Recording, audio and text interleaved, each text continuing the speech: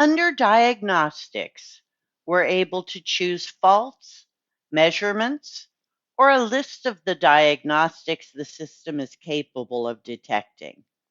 Let's look at faults first. I'm going to select this month, all of our assets, and all of the sources for fault codes. We could just select engine fault codes or just telematics device fault codes, but in this case, I want to look at everything all at once. Click Apply Changes to see the results. These are all of the fault codes that have been recorded by the device for the period of time we've chosen.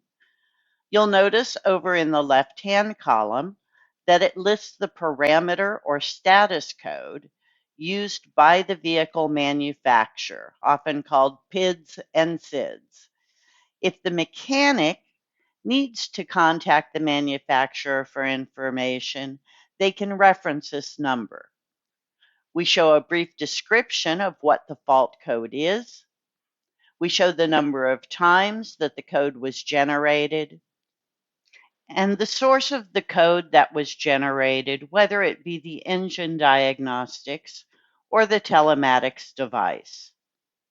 The protocol column tells us whether the information is coming from an OBD2, J1708, or J1939 protocol if it is an engine fault.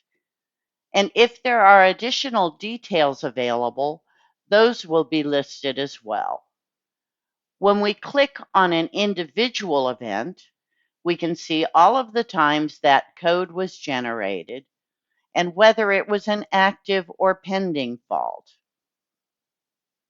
I did learn just a few minutes ago that the reason for this particular fault was generated because the gas cap was not secured all the way tight when the vehicle was fueled.